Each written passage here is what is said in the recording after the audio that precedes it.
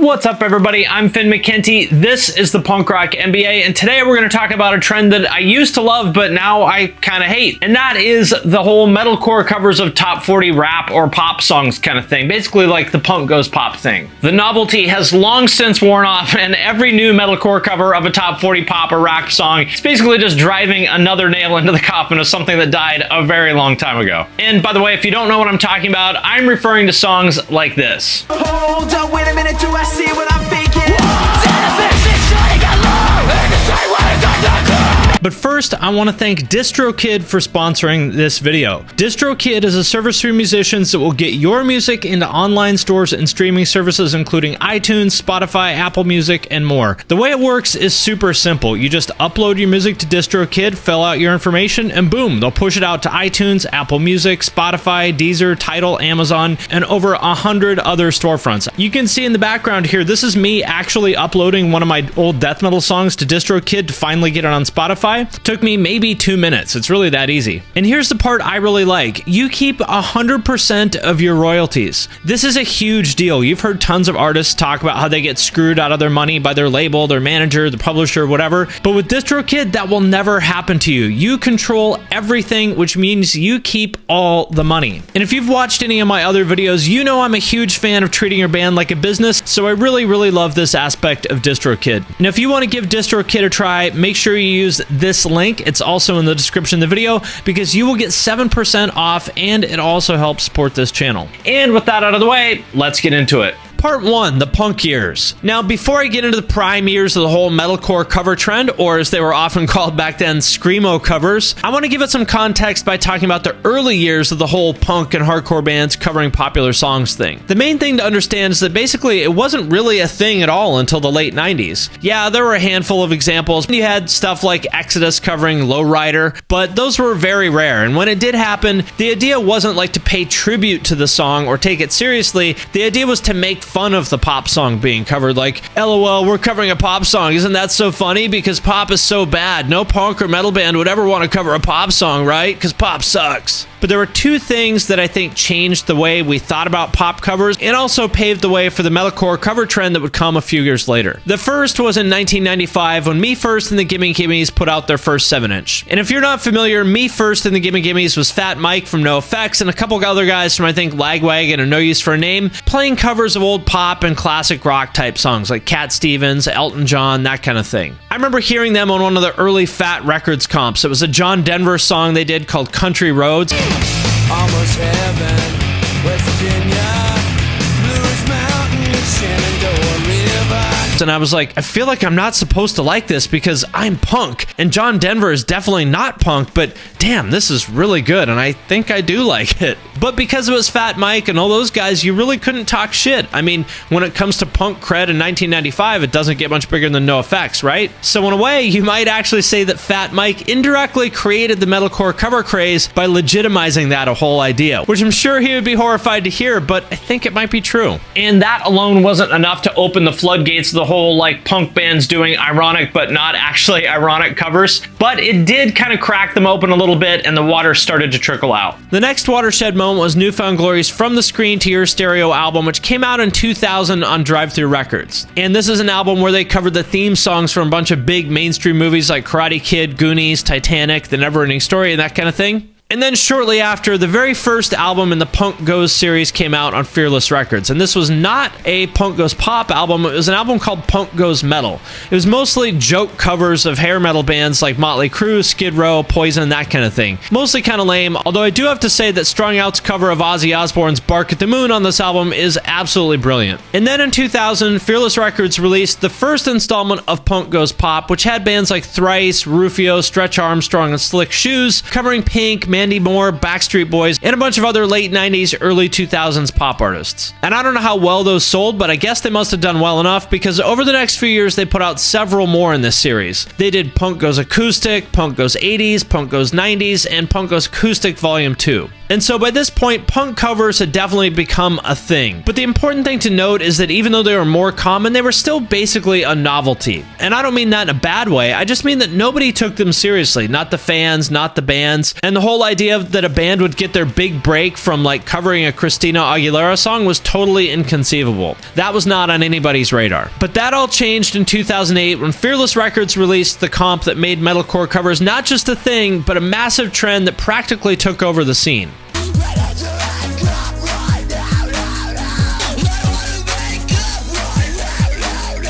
Which brings us to part 2, the dawn of SCREAMO covers. What really put this trend on the map was the next installment of the Punk Goes series, Punk Goes Crunk, and this came out in 2008 and featured a ton of the up-and-coming scene bands like All Time Low, Forever the Sickest Kids, The Main, and The Secret Handshake, among many others, as well as New Found Glory to kind of connect it back to the previous era. But the one track on this comp that really changed the game was the Devil Wears Prada's cover of Stay Fly by Big Tymers.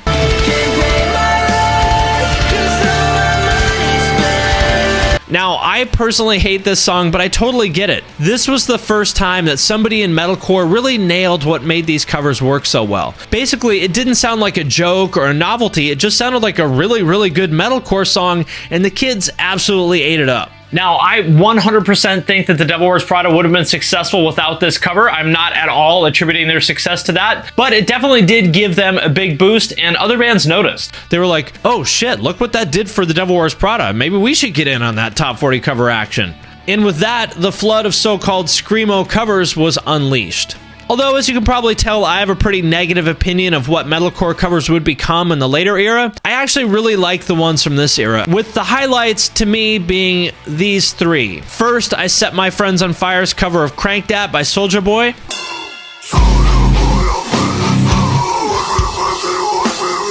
Second, Miss Maya's cover of Swing by Savage.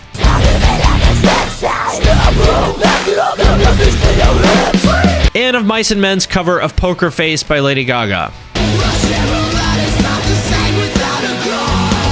And the reason I like these is actually because they're really, really bad, but like bad in an awesome way. They're not trying to get cool or get famous or impress anybody. This was just basically kids being ridiculous, making dumb shit to entertain themselves and their friends, and then throwing it up on their MySpace because why not? The fact that it ended up becoming really popular and changing the course of their career was totally an accident, I think. But that's exactly what happened, because as crappy and as rough as these might be in a lot of ways, they were huge hits by the standards of that era. And that meant that the SCREAMO cover trend was fully underway.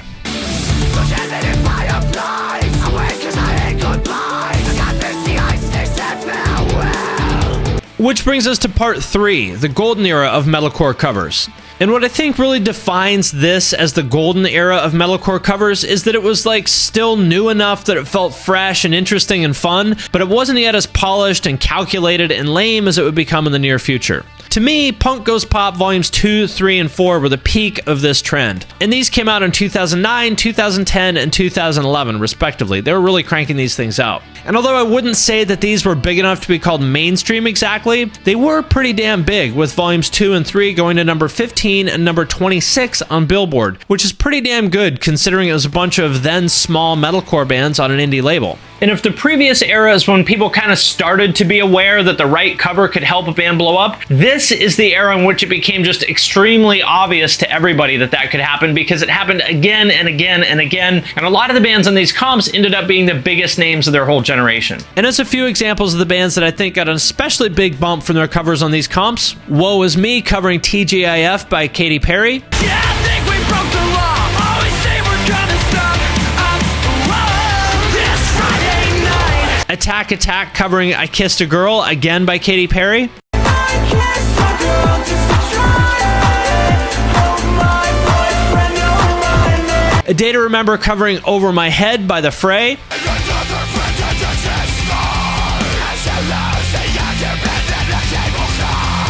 Chunk No Captain Chunk doing We Are Who We Are by Kesha. Dancing like we're dumb, dumb, dumb, dumb, dumb, dumb. Our bodies going numb, numb, numb, numb, numb, numb. And We Came as Romans doing My Love, originally by Justin Timberlake.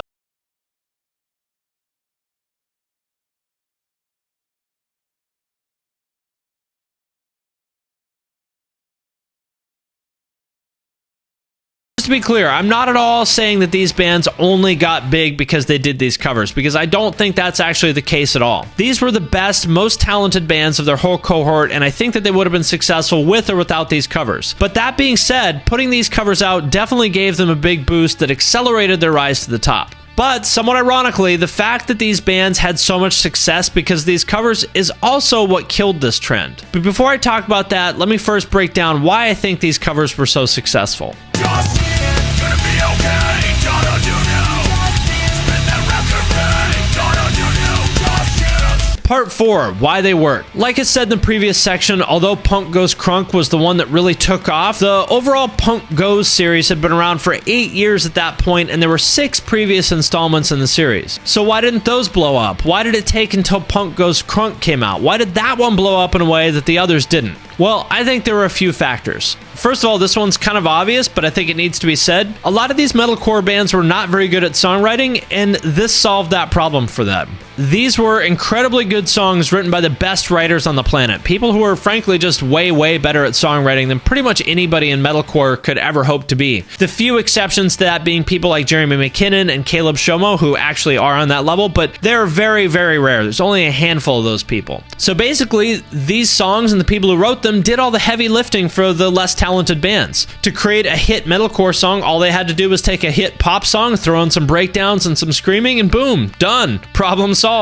And second, as I've said before, this whole generation of metalcore bands, the like risecore, crabcore generation, in a lot of ways was boy bands with breakdowns. And so because of that, it wasn't really that much of a stretch for them to play a somewhat kind of serious cover of, say, Miley Cyrus or Justin Timberlake. And again, I just want to be super clear, if you watched any of my other videos, you know that I love this era of metalcore, but we just have to be honest, it is what it is. They were boy bands with breakdowns. And third, by 2008 or 2009, we were living in much more of a post-genre world where it was much more acceptable for a kid to like mainstream rap and pop and metalcore. And I think a lot of that is because this was after Napster, LimeWire, and all that, which meant you could access pretty much anything you wanted. So kids were getting exposed to a much wider variety of music than ever before. People were getting a lot less uptight about genre definitions, and I personally found that very refreshing. And lastly, a big factor is that I think a lot of these bands also wanted to be quote-unquote famous in a way that wasn't really true of the previous generation of bands. Take like Craig Owens or Danny Worsnop, for example. These guys wanted to be rock stars, and so it wasn't really weird for them to be playing mainstream pop songs, right? And that last part, the desire to be famous, to blow up,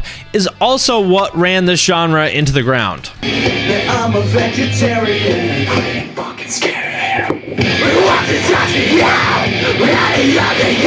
Which brings us to part 5, the decline. Basically, what happened is that bands saw the boost that We Came as Romans, Day to Remember, Woe Is Me, and all those other bands got from their covers. They saw that, and they started to think that doing a cover would be a shortcut to success for their band too. So, whereas a few years before, it was bands just doing a ridiculous cover for fun, to amuse themselves, not giving a shit about whether it was popular or not, now bands started to take them super, super seriously, and it became just a really transparent attempt at marketing themselves, a transparent attempt at becoming overnight famous. It became super obvious that a lot of bands were thinking of covers as some kind of a cheat code. Instead of saying, well, those other bands got big because they're really talented, they wrote great originals, they worked really hard to promote themselves, and then they also happened to do a popular cover, they attributed all the success to the cover and ignored the rest of it. They said, oh, they covered Katy Perry, that's the secret, so we'll cover Katy Perry too, and boom, we'll be the next Asking Alexandria. Obviously, that's not how it actually works, but it didn't stop the bands from trying. And so the next few years brought a seemingly endless stream of crappy risecore bands doing these uninspired, boring metalcore covers that brought absolutely nothing to the table. Most of them were basically like, oh, you took an Adele song and you did a straightforward rock cover of it, only threw in like 3 screams in there. Wow, that took a lot of effort. How innovative. That's definitely gonna make your band blow up. Or in the best case scenario, you'd see a band that actually did do a good cover, but then they didn't have the original song to back it up, and so they would get some hype off the cover, but then it would quickly fizzle. And I think Confide is actually the perfect example of that. They got a lot of hype off of a legitimately great cover of Such Great Heights by the Postal Service, but because their original material wasn't nearly as good, they really weren't able to capitalize on it and turn it into something bigger. When we get snuffed from the way of lies, have to speculate. And so the last volume of Punk Goes Pop came out in 2017. It was Punk Goes Pop number 7, but I think the trend was out of gas way before then. Probably by the time Punk Goes Pop volume 6 came out in 2014, if I'm being honest. And that brings us to the last section.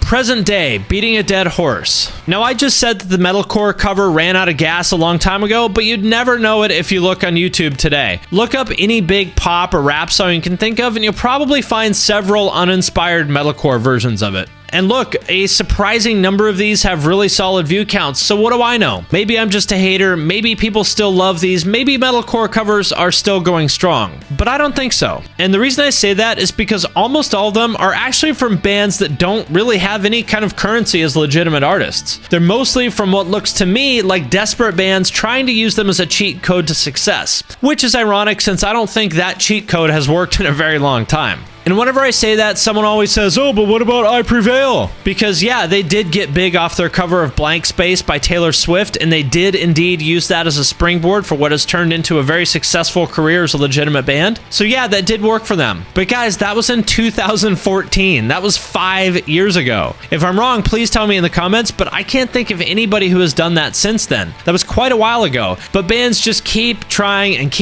it just makes me shake my head. It's just like, how lazy and uninspired can you get? Do you really not have a better idea than a crappy cover of an Adele song? And the other thing is that the established successful bands really never do these covers anymore, at least not that I'm aware of. And I think that's largely because these covers look small time now. Because when you think of metalcore covers of top 40 songs, now what you think of is all these desperate generic bands who've just totally run that idea into the ground. Now, the two possible exceptions that I think you could bring up here are Fame on Fire and Our Last Night. Both of these are basically like metalcore cover bands that put out tons and tons of covers of top 40 rap and pop songs, and you know, they honestly do really well. They get millions and millions of views for these things on YouTube. And I'm calling them cover bands because yes, they do have originals, but if you look at the views and streams, their originals get a fraction of the interest that their covers do, which in my book makes them cover bands. And look, if they're happy doing that, then good for them. Who am I to judge? And the fact of the matter is that they're getting bigger numbers than 95% of newer metalcore bands. I don't really care if you cry on the radio, should've never lied. And to be honest, it bums me out to see that, because what does that say about rock fans these days? What does it say that rock fans value this low effort stuff like formulaic pop covers more than they do originals? Like, no wonder rock has fallen off. If the most popular songs are just covers of rap and pop songs, what does that say about the health of the genre? I don't think it says anything good. So basically, just to wrap it up and end things on a somewhat positive note and make sure that I was clear, the metalcore cover thing was awesome while it lasted. I loved those covers of Crank Dad and Swing as much as anybody else did, but that ship has long since sailed. Anybody in a band who's listening to this, please, no more top 40 metalcore covers. I'm begging you. Because not only has that whole idea run out of steam, no matter how hard you try, you're never going to do a better cover than this one.